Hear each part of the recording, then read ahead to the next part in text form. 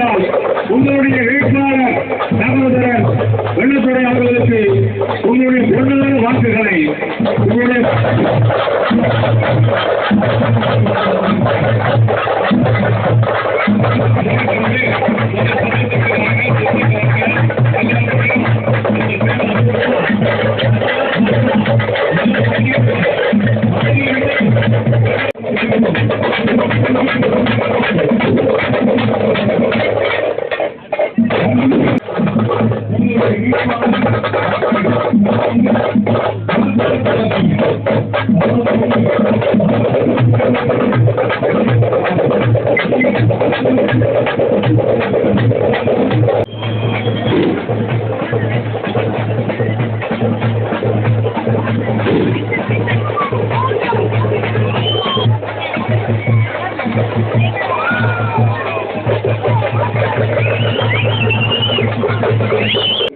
நெஞ்சார்ந்த வணக்கத்தை தெரிவித்துக் கொள்கிறேன்.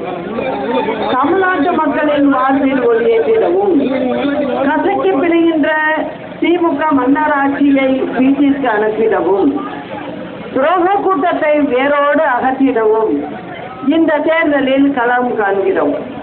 புரட்சித் தலைவர் மற்றும் புரட்சித் தலைவி அம்மா ஆகியோரோடு ஆட்சியோடு பொதுச் செயலாளராக கொண்டு செயல்படும் அகில இந்திய பார்வர்ட் பிளாக் கட்சி, அன்பு தம்பி இசைராஜா அவர்களின் தலைமையிலான பிஎம்சி கட்சி, சகோதரர் ஜோதி முத்துராமலிங்கம் அவர்களின் பசும்பொன் தேசிய கழகம், சகோதரர் திரு பத்மநாத் திமுகவின் சாதனை. அரசுக்கு கிடைக்க வேண்டிய வருவாய் மனைமாற்றம் செய்யப்பட்டு தமிழ்நாடு இன்றைக்கு தனியாரிடம் இருந்து மின்சாரத்தை பெறும் அளவுக்கு அரசாங்கம் செயல்படுகிறது. ஒரு யூனிட் 15 ரூபாய் முதல் 25 ரூபாய் கொடுத்து வாங்குகிறார்கள்.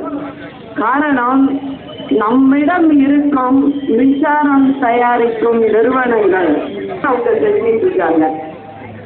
மக்களை எப்படியாவது ஏமாற்றி அவங்கள சேர்ந்து வாக்க பெற்று விடலாம் அப்படின்னு நினைக்கிறாங்க.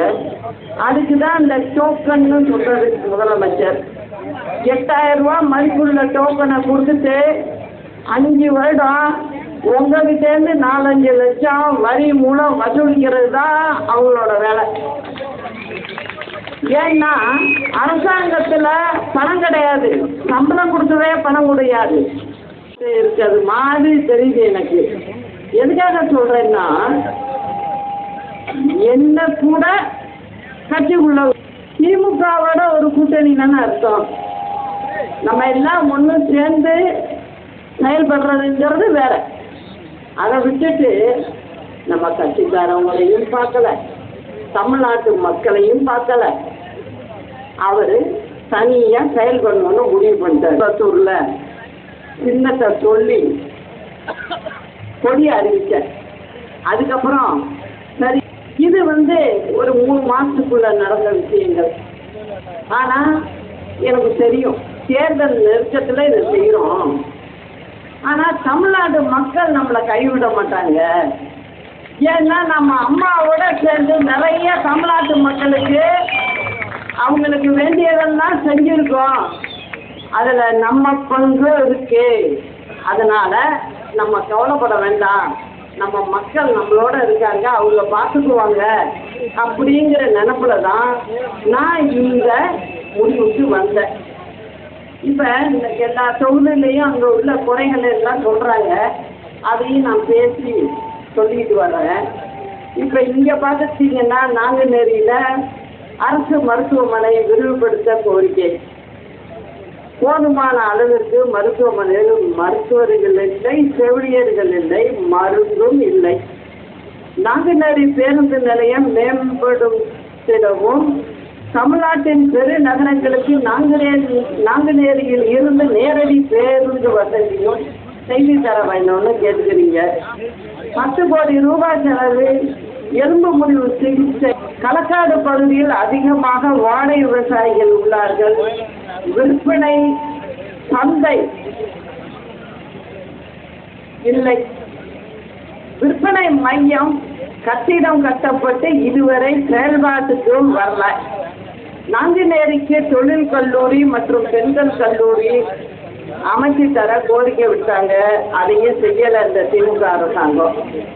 நாங்குநேரி களக்காடு பகுதிகளில் இளைஞர் ஒரே ஒரு நாள் கார் பந்தயம் சென்னையில் வைக்கிறதுக்கு 270 கோடி ரூபாய் சாங்ஷன் பண்ணி ரோட்டை திருப்பி நோண்டி திரும்ப ரோடு போடுறாங்க. 270 கோடி ரூபாய் செலவு பண்ணி.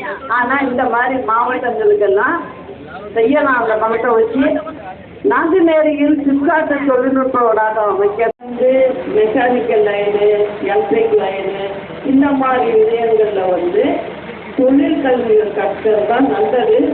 சந்தை ஒன்று வேணுங்கிறாங்க, அதையும் செய்து கொடுக்கல. அதாவது இவங்களுடைய ஏற்கனவே போன 21ல் வாக்குறுதி எண் 227 அவங்க மறந்துட்டாங்க, நான் மறக்கலை. காற்றாலை மின்சாரம் உற்பத்தியாகும் திருநெல்வேலி, தூத்துக்குடி, கன்னியாகுமரி சிறப்பு.